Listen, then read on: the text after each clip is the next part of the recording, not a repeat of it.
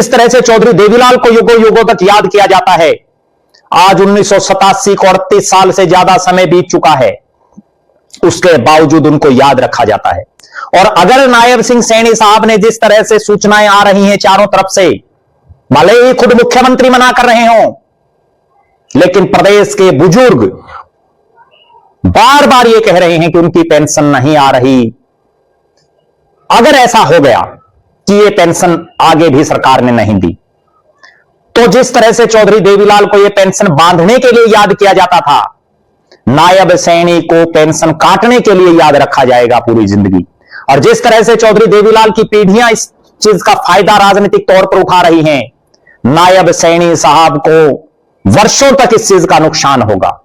और इस इतने गंभीर मामले को प्रदेश के विपक्षी दल भी तुरंत बढ़ा रहे हैं, वो बुजुर्गों की आवाज उठा रहे हैं। और सबसे पहले यह आवाज उठाने का काम अभय सिंह चौटाला ने किया, जब उन्होंने हिसार में अपनी राष्ट्रीय और प्रदेश कार्यकारिणी की मीटिंग में ऐलान किया कि बजट सत्र के पहले दिन, हरियाणा विधानसभा के बजट सत्र के पहले दिन 20 फरवरी को पंचकुला में राज्य स्तरीय विरोध प्रदर्शन किया जाएगा। जननायक जनता पार्टी के नेता भी बार बार विभिन्न प्लेटफॉर्मों पर यह मुद्दा उठा रहे हैं कि बुढ़ापा पेंशन सभी बुजुर्गों को दी जाए, इसको आय से ना जोड़ा जाए।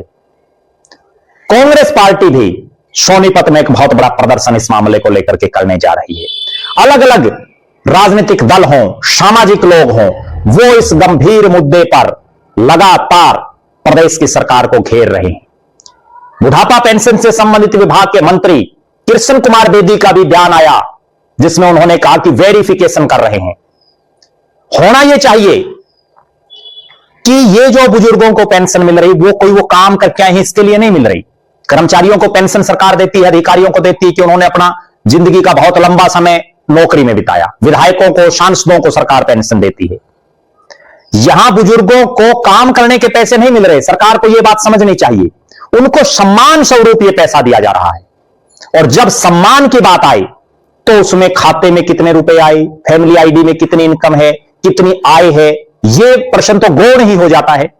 प्रदेश की सरकार को, प्रदेश के मुख्यमंत्री को, जो खुद कह रहे हैं सार्वजनिक तौर पर कि किसी की पेंशन नहीं काटी गई है, कह रहे हैं कि वो मैं कह रहा हूं किसी की नहीं कटी है, तो ये जो बुजुर्ग बोल रहे हैं वो क्या फिर यूं ही बोल रहे हैं, या मुख्यमंत्री साहब को संबंधित अधिकारी गुमराह कर रहे हैं, या मुख्यमंत्री नायब सैनी को इन सब बातों का पता है, उसके बावजूद वो नहीं मान रहे?